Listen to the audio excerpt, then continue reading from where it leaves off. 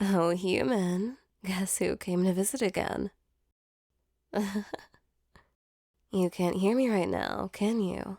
You're still sleeping soundly, but I'm sure some part of your subconscious can understand me and is filling you with that delightful feeling of dread. Do you remember it?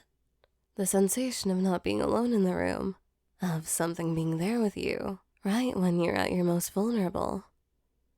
The knowledge that it's creeping closer and closer with each panic thought in your pretty head, until you can hear a foreign breath next to your ears, feel a single claw gently caressing your skin, from your toes all the way up to your neck, and then, finally, a sudden weight on your chest, as if something just sat down on you, helplessly pinning you against the soft bed beneath. Oh, looks like that woke you up. Shh. Don't try to struggle. It's useless. You can't move your body right now. Trying to break the sleep paralysis will only terrify you more. On second thought, please struggle more. I enjoy the growing fear in your... What's that? You look even more teary-eyed than usual. Not that you would actually remember my previous visits, of course. But am I really that intimidating? Looks like I really managed to step up my game this time. Oh, are you crying, my little human? This actually looks kind of pathetic. What? Is the wimpy little human afraid of the big bad monster in the darkness? Don't cry harder, human. Look, I'm sorry for that. I might have gotten a little too into it. Shit, what do I do? Would it help if I don't know, pet your head or something? I'm sorry, I totally forgot about what I look like right now. Let me dispel the illusion. See, I'm not that different from you. Well, except for the horns and tail. But try not to focus on them, okay? Oh, thank the flames. That seems to have calmed you down a little. Is it okay if I touch you now? Thank you, little human. There. Let me also wipe your tears away. You know, your eyes are way too pretty to be hidden behind a layer of tears like that. Oh, no, I'm sorry. I can't really do anything about the paralysis once it starts. It just has to wear off on its own. But I promise I won't do anything to hurt you in the meantime. How long will it take? I don't really know. It differs from person to person. 5 to 10 minutes, maybe? Oh, right. I'm sorry for not telling you earlier. I am what you may call a sleep paralysis demon, even though that name is not quite accurate. Why not? Well, it makes it seem like there are many kinds of demons that are completely different from each other, when in reality we're all fundamentally the same and only have different preferences and associations. I, for example, am associated with fear. I need to absorb it from humans in order to feed myself, and I make use of sleep paralysis to do so. But I could also use any other technique. Just as any other demon could induce sleep paralysis with a bit of practice. But I'm rambling again when we were talking about you. Why did you cry like that? I try not to distress my victims too much, but was it something I did? Oh, so you had a nightmare. That certainly explains how scared you were. What? Being scared of a nightmare is nothing to be embarrassed about. Why would you even think that? Because that's what everyone says? Well, they're most definitely wrong about that. Don't tell me they also told you that it makes you weak. No, it absolutely does not. I... I kind of really want to hug you right now.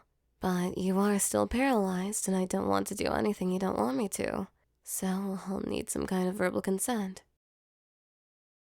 Thank you for trusting me so much. Let me just get in there.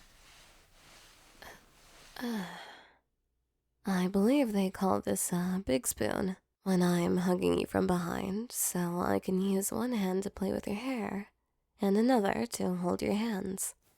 Like that. Please tell me if you're uncomfortable. Okay, I'll do it like that then. Do you want to tell me what this nightmare was about?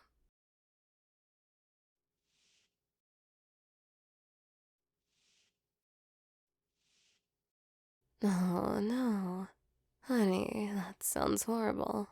I'm so sorry you had to go through that. No, of course I'm not making fun of you. As I said before, having nightmares is nothing to be ashamed of. No matter how stupid a nightmare seems in hindsight or to others, your feelings in that moment are completely valid. Everybody is afraid of something, and everybody is different in that regard.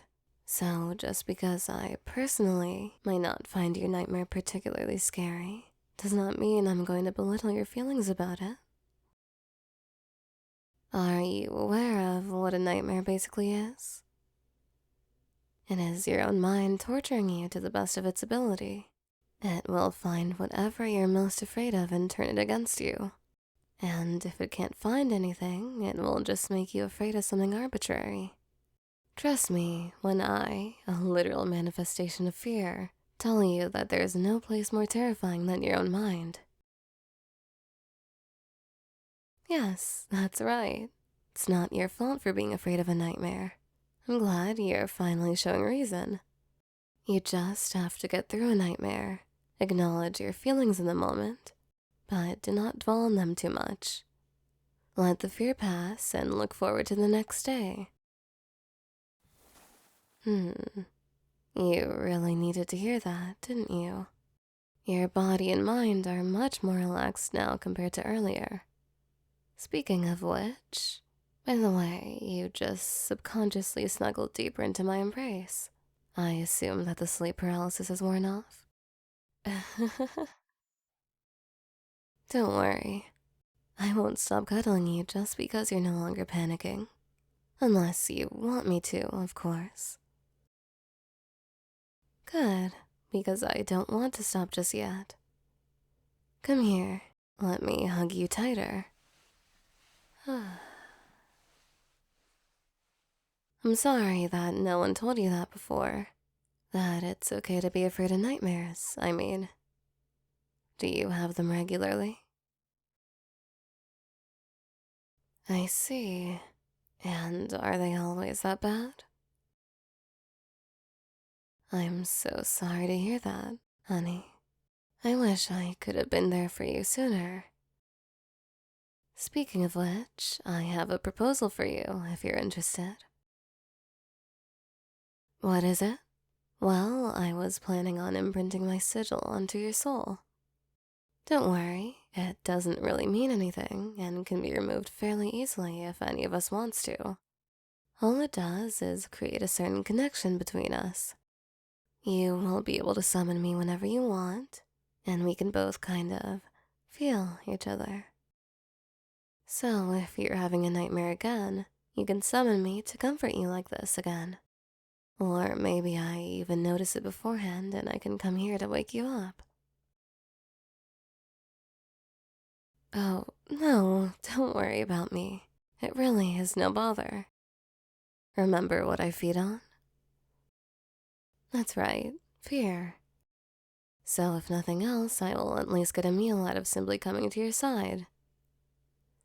Now, does this sound like something you'd like? Great. Then hold still for a moment while I put my hand on your forehead. And done. Of course you didn't feel anything. Humans are not capable of using magic, so how would you be able to perceive it? I shared a bit of mine with you, so you can perform a simple summoning spell. Yes, kind of like a pact. It's what we demons are famous for, after all. What are the terms of the contract? Well, my part is to answer your summon whenever possible and provide comfort. And your part is to call on me whenever you need me. Simple, right? You don't have to try to speak through that yawning. All of this must have taken a lot out of you, am I right? First having a nightmare, and then being woken by a demon. Now that the adrenaline is fading, it is only natural that all that tiredness comes crashing back down on you at once. It's okay. Just go to sleep. I'll be sure to protect you. But just know, I probably won't be here when you wake up. I will try to stay here as long as I can, but demons can only spend a limited time here in this world. So don't be disappointed tomorrow, okay? Good.